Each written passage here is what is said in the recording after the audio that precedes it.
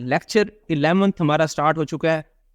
इससे पहले मैं आपको तरतीब बता देता हूँ। हमने सबसे पहले इंट्रोडक्शन पढ़ा ईबे का, फिर हमने मॉडल डिसाइड किया, हमने मॉडल्स पढ़े कि ईबे के ऊपर हम किस किस तरीके से काम कर सकते हैं।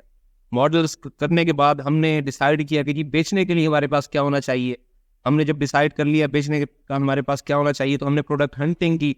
अब प्रोडक्ट्स हमारे पास अवेलेबल हैं, प्रोडक्ट्स लगेंगे कहाँ। एक ऑप्शन ये होता है आपके पास, जो लोग आप सीख रहे हैं, या तो किसी क्लाइंट का अकाउंट ले लें, उसके ऊपर काम करें एज ए वीए। सेकंड आपके पास ऑप्शन है कि जी आप अपना अकाउंट क्रिएट कर लें, अपने भाई का कर लें, वालिद साहब का कर लें, ठीक है। तो ये आपके पास ऑप्शन है।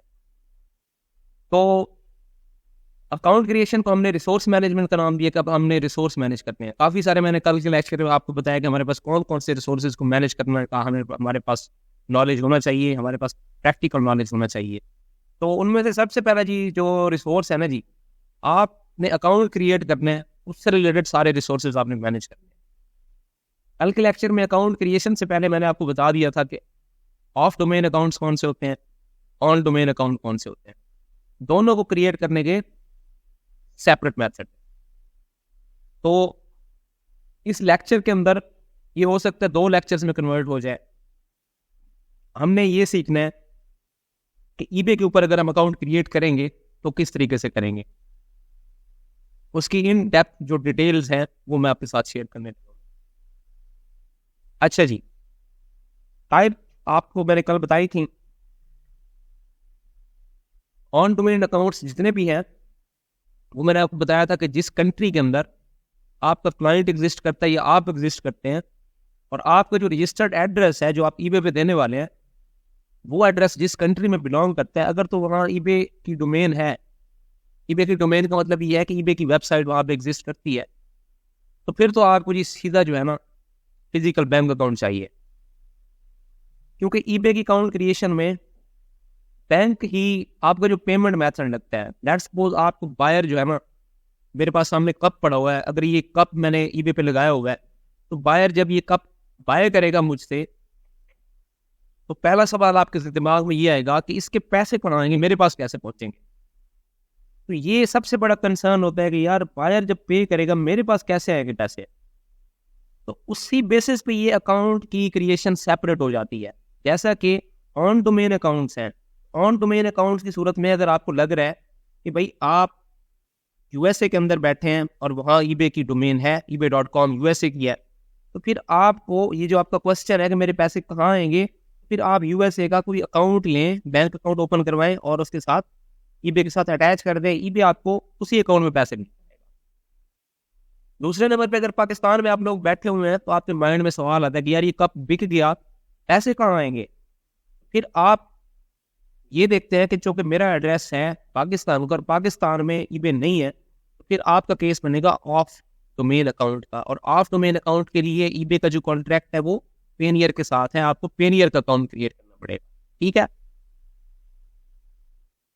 तो सबसे पहले अकाउंट क्रिएशन का जब भी आपके सामने, फिर रिपीट कर दूं, अकाउंट क्रिएशन का जब भी आपके सामने कोई सीन क्रिएट होगा, कोई बंदा आपको कह देता है कि मैं आपको पे करता हूँ। वैसे आजकल बड़ी कमाई हो रही है अकाउंट क्रिएशन में। आप लोग अकाउंट क्रिएशन को ना तकरीबन 1-1.5 साल इससे अच्छा खासा कमा सकते हैं। अकाउंट क्रिएशन में बहुत कमाई है।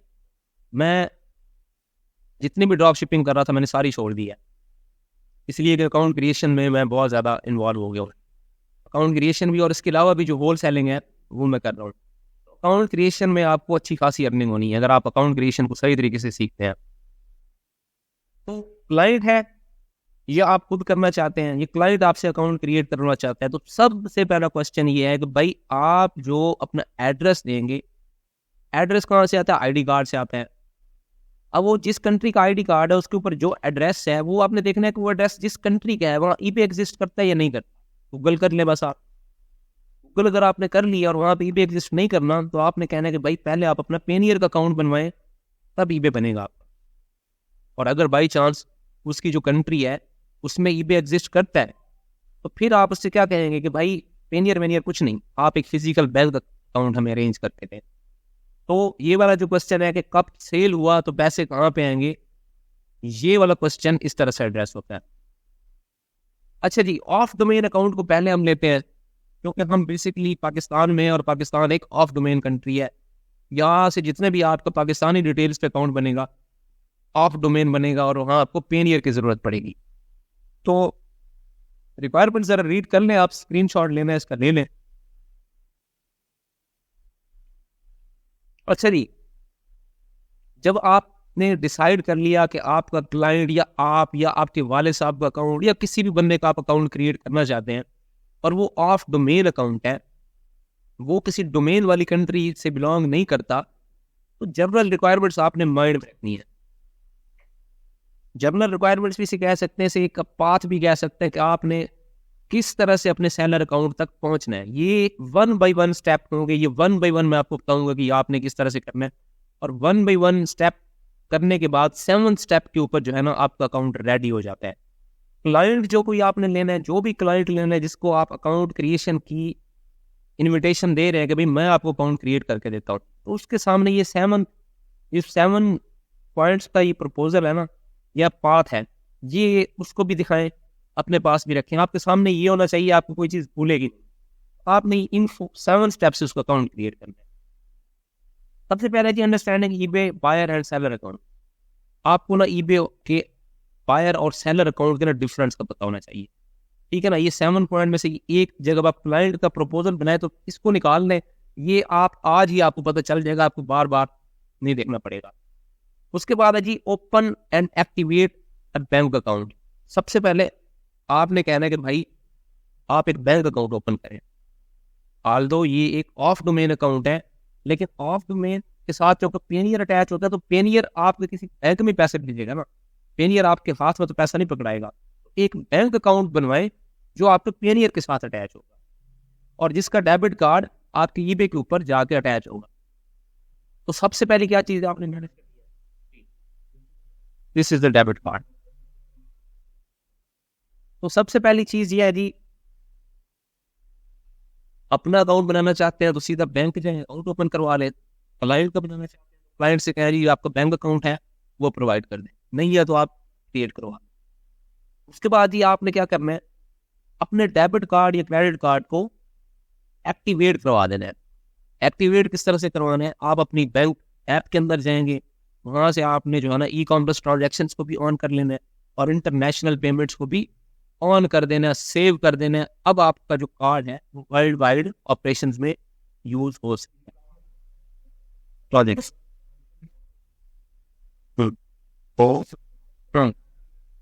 जी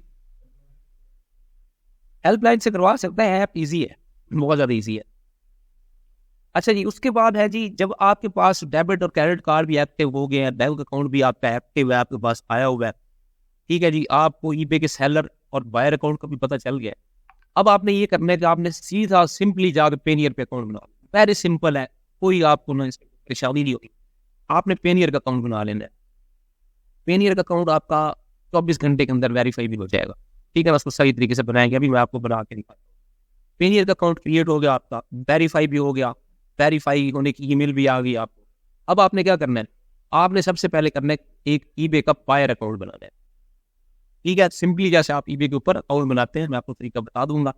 एक बायर अकाउंट बना लेना है। बायर अकाउंट को सेलर में कन्वर्ट करने की जो रिक्वायरमेंट्स हैं वो सारी हम इस लेक्चर के अंदर जब हम आएंगे ईबे का अकाउंट बनाने में, देखें ईबे का अकाउंट अलग चीज़ है, पेनियर का अलग चीज़ है, इन दोनों को हमने आपस में इंटीग्रेट करना है।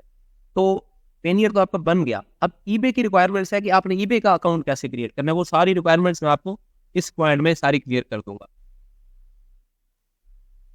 थोड़ा सा लीजिएगा। अच्छा जी, तो जो पेनियर का अकाउंट है ये इसी लेक्चर में आज हम क्लियर कर लेंगे आपको। जो आगे ईबे का हमने अकाउंट क्रिएट करना है, ईबे का बायर अकाउंट कैसे क्रिएट करना है, बायर अकाउंट के बाद हमने सेलर अकाउंट कैसे क्रिएट करना है, और बायर से पहले हमने कौन सी रिक्वायरमेंट को फुलफिल करना है, और बायर के बाद और सेलर में कन्वर्ट होने से पहले हमने कौन सी रिक्वायरमेंट पूरी करनी है। क्योंकि आपका 4 नंबर तक जितना भी काम है क्वाइट सिंपल, बहुत सिंपल है, आपने इजीली कर लेना है। जो आपका 5th पॉइंट है, ठीक है, और 6th पॉइंट है, ये समझ लें इस पूरे जो टॉपिक है ना इसका 80% यही है। और ये इसको अगर आप कंसेप्चुअली समझ लेते हैं, कंसेप्चुअली आपको ये चीज़ पॉइंट समझ में आ जाते हैं, तो ये पॉइंट्स भी बहुत आसान है। अगर आपको ये पॉइंट्स कंसेप्चुअली समझ में नहीं आते तो ये पॉइंट्स आपके लिए पहाड़ बन जाएंगे। अकाउंट क्रिएट करना आपके लिए मसला बन जाएगा, इसीलिए आपको इसके क्लाइंट से ज़्यादा मिलते हैं, क्योंकि अकाउंट क्रिएशन सबके बस की बात नहीं है। तो फिर आपने जी ये हम रिक्वायरमेंट्स आपको बताएंगे कि ईबे को बायर में कन्वर्ट करने से पहले आपने क्या करना है और सेलर में कन्वर्ट करने से पहले आपने क्या करना है। 7th में आपने इनिशियल सेटिंग्स करनी है और बिजनेस पॉलिसी सेट करके देनी है। बिजनेस पॉलिसी सेट करने के बाद आपने लिस्टिंग स्टार्ट करनी होती है, और लिस्टिंग जैसे स्टार्ट होती है आपको 1-2 दिन के अंदर ऑर्डर आ जाता है। उसके बाद अपने क्लाइंट से पैसे ले लें। अगर आप किसी का अकाउंट क्रिएट करना चाह रहे हैं, पैसे ले लें और उसे अकाउंट उसका हवाले कर दें। अगर आप खुद चलाना चाह रहे हैं तो फिर चलाएं जी, फिर आगे चलते रहें, आपका अकाउंट चलता जाएगा। अब सबसे पहला पॉइंट है ना जी, वो है understanding eBay buyer and seller account. ebay.com हमारे सामने है जी ebay.com।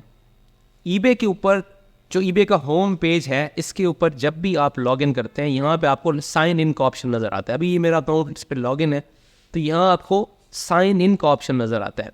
तो आप जब भी इसके ऊपर साइन इन करते हैं ना, तो वहाँ साइन इन का भी ऑप्शन नज़र आता है, आपको रजिस्टर्ड का भी ऑप्शन नज़र आता है। तो जब आप इसके ऊपर रजिस्टर करते हैं ना, तो वो आपको ये नहीं बताता। मेरी बात को फिर से फॉलो करें, मैं आपको फिर ये पॉइंट थोड़ा सा कंसेप्चुअल समझाना चाहता हूँ। जब आप इसके ऊपर साइन अप करते हैं या रजिस्टर करते हैं, तो ये आपको ये नहीं बताएगा। एक सेकंड मैं आपको यहाँ पे इसको साइन आउट करके कोशिश करता हूँ कि आपको मैं बताऊँ कि किस तरह से आपने करना है। आपने साइन, लेट्स सपोज यहाँ पे साइन इन है, आपने जब साइन इन किया तो साइन इन करने के बाद ना आपके पास इस तरह की विंडो आएगी, ठीक है ना। अब आपने क्या करना है, आपने यहाँ से जब आप क्रिएट न्यू अकाउंट करेंगे, यहाँ पे क्रिएट न्यू अकाउंट करेंगे, तो क्रिएट न्यू अकाउंट पे आपके पास इस तरह की विंडो आएगी, ठीक है जी। आपने मेरी बात फॉलो करनी है।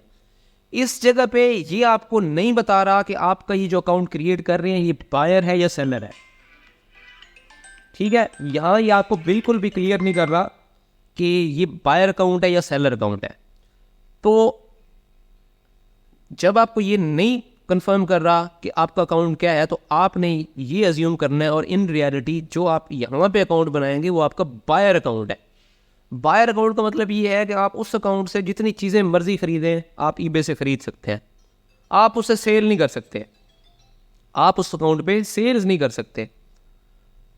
तो ईबे का जो मैंने फर्स्ट पॉइंट आपको बताया है, understanding eBay buyer and seller account, कि बायर अकाउंट यहाँ से क्रिएट होता है, जो सेलर अकाउंट है वो बायर अकाउंट के अंदर से क्रिएट होता है। उसको हम क्या करते हैं, आप कह सकते हैं कि कन्वर्ट कर देते हैं उसको, ये भी कह सकते हैं कि यार उसको प्रोड्यूस कर लेते हैं हम बायर में से भी। तो जब आप सेलर अकाउंट क्रिएट कर लेते हैं तो आपका ईबे का यही अकाउंट बायर भी होता है, सेलर भी होता है। जब आप किसी की प्रोडक्ट देख के उसको ऑर्डर प्लेस कर देंगे तो यूँ समझ लें कि आपने as a buyer product buy कर ली है। जब आप अपनी प्रोडक्ट लगा के बेच देंगे तो यूँ समझ लें कि आप अपनी प्रोडक्ट सेल कर रहे हैं, आपका अकाउंट सेलर है। ईबे का जो बायर अकाउंट है और सेलर अकाउंट है वो एक ही डोमेन पे होता है, आपके एक ही ईमेल एड्रेस के ऊपर होता है। अमेज़ॉन का इस तरह नहीं होता, अमेज़ॉन का सेलर अकाउंट आपको अलग डोमेन पे बनाना पड़ता है। तो ये है जी अंडरस्टैंडिंग। आपका बायर अकाउंट इस तरह से बनेगा। अभी ये हमारा टॉपिक नहीं है कि हमने इसका बायर अकाउंट कैसे क्रिएट करना है, और इस तरह से आपने करना भी नहीं है। जितने भी लोग सुन रहे हैं कल तक वेट करें, यहाँ आपने ये नहीं करना कि अकाउंट क्रिएट कर डालना है। आपका अकाउंट सस्पेंड हो जाएगा, आपको नुकसान होगा, 3 से 4 हज़ार रुपये का नुकसान हो जाएगा आपको IP वगैरह मैनेज करने पड़ेंगे। तो अभी जो भी लोग जो हैं वो ये लेक्चर देख रहे हैं, उन्होंने ये एफर्ट नहीं करनी कि जाती जो है ना अकाउंट क्रिएट कर लेना है। अकाउंट में सब पूरी इंस्ट्रक्शंस को फॉलो करना है। ईबे का अकाउंट इस तरह से नहीं बनता जिस तरह आप Gmail का बनाते हैं। ये आप बनाएंगे और आपको थोड़ी देर के बाद ये सस्पेंड हो जाएगा। तो अभी आपने ये कोशिश नहीं करनी। मैं आपको अगला मेरा नेक्स्ट लेक्चर देखने के बाद फिर आपने अकाउंट क्रिएट करने हैं। तो ये हमने यहाँ पे अंडरस्टैंड कर लिया कि जो बायर अकाउंट है, एक्चुअली जब हम यहाँ पे लॉगिन करते हैं, जब हम यहाँ पे रजिस्टर करते हैं तो हमारा बायर अकाउंट बनता है, और बायर अकाउंट हम बाद में किसी भी वक्त सेलर अकाउंट में कन्वर्ट कर सकते हैं। तो ये हमारा हो गया जी। उसके बाद है जी सबसे पहले जी open and activating a bank account. अगर आप ईबे का सेलर अकाउंट बनाना चाहते हैं तो सबसे पहले आप लोग जाएं बैंक में, अपना अकाउंट ओपन करवाएं। उसके बाद है जी आप डेबिट और क्रेडिट कार्ड को मैंने आपको बता दिया कि आप ऐप से जो है ना इसको एक्टिवेट कर लें। नेक्स्ट है जी पेनियर अकाउंट कैसे क्रिएट करें। अब आपके पास ना ये अज्यूम करना है कि बैंक अकाउंट भी आ चुका है आपके पास, तो आपने अपना पेनियर अकाउंट स्टार्ट करना है बनाना। तो पेनियर अकाउंट का देखें जी, पेनियर अकाउंट को आप कैसे बनाएंगे देखें, ज़रा सा होल्ड कीजिएगा। अच्छा जी, पेनियर अकाउंट जो है सबसे पहले आपने इस स्टेप के अंदर अपना जो पेनियर अकाउंट बनाना है उसके लिए आपको कौन कौन सी चीज़ें रिक्वायर्ड है। तो पेनियर अकाउंट के लिए आप लोग इसका स्क्रीनशॉट लेना चाहें ले लें। आपको ना CNIC और पासपोर्ट आपके पास, इनमें से अगर कोई एक चीज़ आपके पास है तो आपका पेनियर अकाउंट बन जाएगा। बैंक अकाउंट आपने वैसे ओपन करवा लिया जी, रिक्वायर्ड है, बैंक अकाउंट आपके पास है, नहीं है तो आप बनवा लें। आपके पास ईमेल एड्रेस होना चाहिए, मोबाइल नंबर होना चाहिए। यूटिलिटी बिल और ड्राइविंग लाइसेंस ना रेयर सर्कमस्टांसेस में आपको ज़रूरत पड़ सकते हैं। वैसे अगर आपके पास यूटिलिटी बिल और ड्राइविंग लाइसेंस नहीं है तो भी कोई बात नहीं है। ये जो आपका बैंक अकाउंट है ना, ये बहुत इंपॉर्टेंट है। कोशिश करें पाकिस्तान में ना उस बैंक अकाउंट का अकाउंट लें, मेरी बात एक दफ़ा गौर से सुने, उस बैंक अकाउंट का आप अकाउंट लें जो आपको इनेबल करता हो कि आप अपनी मोबाइल ऐप के थ्रू अपना एड्रेस चेंज कर लें। ABL में आप अभी जो है ना अपनी ऐप में एड्रेस चेंज करें, थोड़ी देर बाद स्टेटमेंट निकालें, स्टेटमेंट के ऊपर आपका वही एड्रेस आ होगा।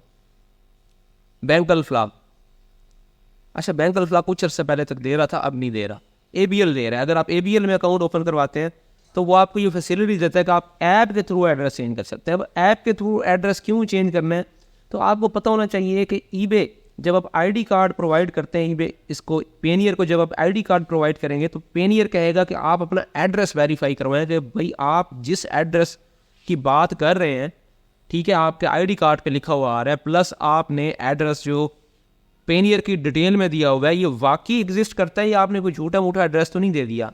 तो उसके लिए वेरीफाई करने के लिए आपको बैंक स्टेटमेंट डिपॉजिट करवानी पड़ती है। और बैंक स्टेटमेंट डिपॉजिट जब आप करवाते हैं तो वो बैंक स्टेटमेंट के ऊपर जो एड्रेस लिखा हुआ आ रहा होता है वो मैच करता है आपकी इन्फॉर्मेशन जो आपने प्रोवाइड की होती है उसके ऊपर आपके ID कार्ड के साथ। जब वो देखता है कि ये मैच कर रहे हैं तब वो आपको अप्रूव करता है। तो बैंक अकाउंट आपने वो लेना है जो आपको, मैंने सारे बैंक यूज़ नहीं किए, मैंने ABL का आपको बता रहा हूँ, मेरा पर्सनल एक्सपीरियंस है। ABL का अगर आपके पास अकाउंट है तो पेनियर आपको फर्स्ट अटैम्प्ट के अंदर वेरीफाई हो जाता है, आपको कोई परेशानी नहीं होती, ना आपको फिर यूटिलिटी बिल की ज़रूरत है, ना आपको जो है ना किसी ड्राइविंग लाइसेंस की ज़रूरत है, तो आपका अकाउंट वेरीफाई हो जाएगा। तो ABL का अकाउंट आपके पास होना चाहिए। तो वो वेरिफिकेशन कैसे करती है वो मैं अभी आपको बताता हूँ। अगर पेनियर का अकाउंट क्रिएट करना है तो ये आपको समझ आ जाएगा कि बैंक अकाउंट का मैं आपको क्यों कह रहा हूँ कि वो एड्रेस का जो है ना आपको एडिट का ऑप्शन दे रहा हूँ। तो जब ये सारी चीज़ें अगर आपको लगता है कि आपके पास पूरी हो चुकी हैं तो अब आपने अपना पेनियर का अकाउंट क्रिएट करना है। तो सिंपली आपने यहाँ पे payoneer.com ये ओपन करने आप